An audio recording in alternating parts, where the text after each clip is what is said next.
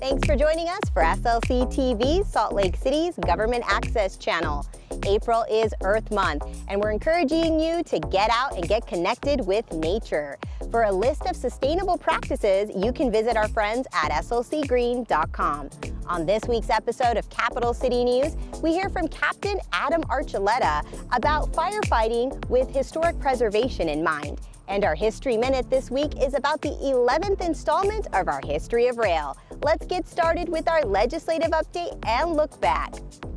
At its April 9th work session, the City Council discussed a consolidated reporting ordinance that would require regular updates from the administration to the Council on various topics. The Council also discussed a $1.3 million housing trust fund loan for developers to rehabilitate the Lincoln Tower complex, a senior housing development. And finally, the Council received an update from the Department of Public Utilities on the city's water supply for the coming year. To learn more, visit slc.gov/council. Mayor Biskupski and community leaders broke ground on Pamela's Place Apartments, a new permanent supportive housing development. Named after homeless advocate Pamela Atkinson, Pamela's Place will provide affordable housing and vital support services to individuals and families experiencing homelessness. Started the Blue Ribbon Commission to bring all of the partners together into one room to talk about how we could create a dynamic shift in developing affordable housing. Pamela's Place will add 100 additional permanent supportive housing units to the city, part of the 242 units coming online through the city's Blue Ribbon Commission. This is the third permanent supportive housing development in Salt Lake City in 10 years, since Palmer Court opened in 2009. In March, as part of the city's growing SLC affordable housing efforts, Mayor Biskupski broke ground on Phase 2 of the First Step House Recovery Campus.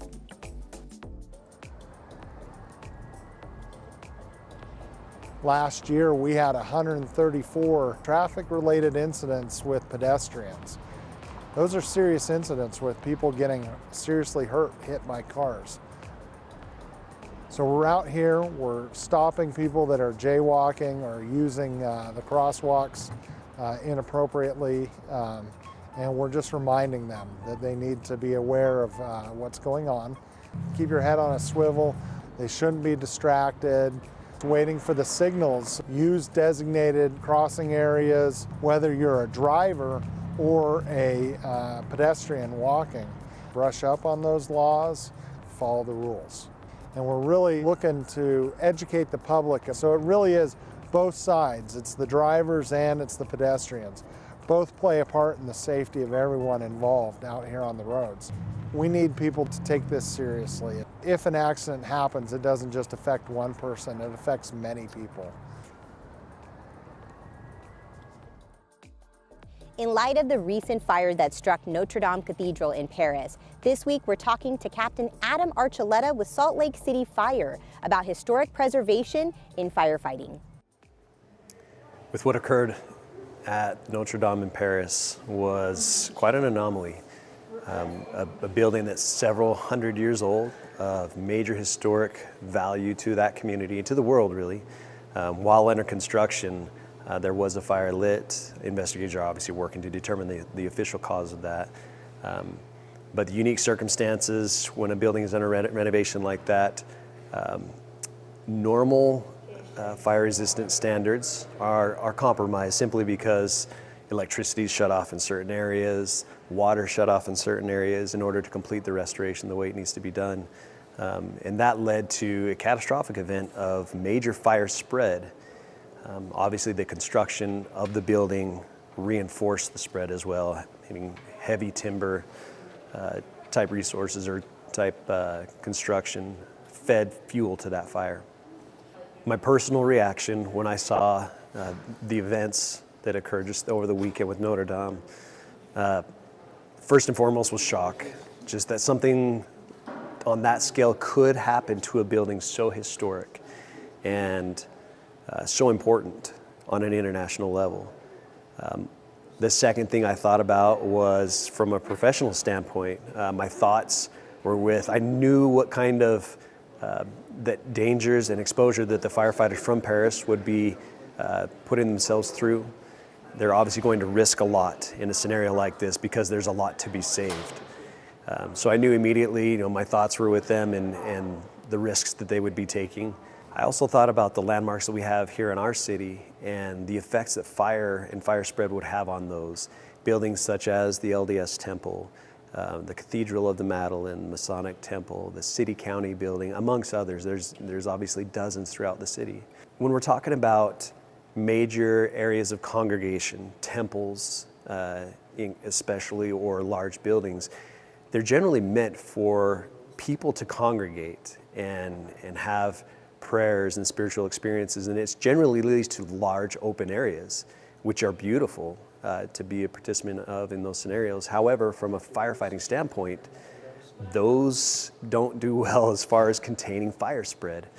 And so knowing somewhat of the layout of Notre Dame, I understood how fast the fire would spread and how much of the contents would be exposed to those fire hazards as well. We understand the uniqueness of those particular buildings, and therefore we do what's called pre-planning, meaning before there's an event that occurs, we go out as a fire department with the fire marshal's office and with the first responding crews in that particular area, and we go out and we assess what the hazards will be, what resources will be required to mitigate incidents, especially on the fire side of things, what other agencies may be involved.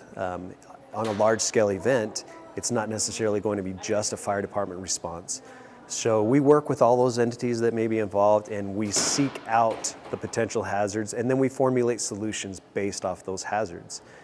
Especially for these, what we would consider target hazards in our city, we have multiple options in place. We don't have just Plan A that we rely on. We have Plan B, C, and so forth, knowing that based off of the conditions that we will see, we will have to have flexibility in our approach. If we have any citizens that are concerned and want to know maybe what our approach would be to any of these target hazards within our city, they can by all means visit any of our fire stations. They can also come down to our public safety building and ask for any fire department member, and we'd be happy to share any assessment material that is applicable. And now we travel back in time for our History Minute.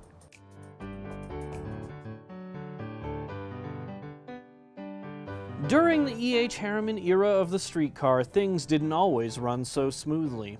In 1907, streetcar conductors were informed that their already paltry pay was being cut. In that time, they were working to earn about $2 a day, and some were asked to increase their hours but keep the same pay, and others just needed more money because they couldn't live on that wage. After negotiations, management failed to recognize the collective bargaining rights of the union, and on April 28, 1907, a major strike broke out. Streetcar conductors were told by the union to stay in uniform and to stay as far away from the streetcar lines as possible so everyone would recognize that they were not responsible for any wrongdoing that might occur while the streetcar lines weren't running. Management tried to run cars with non-union conductors, but they all ended up quitting and joining the union. Citizens of Salt Lake City flooded the streets to make sure cars operated by management didn't go anywhere.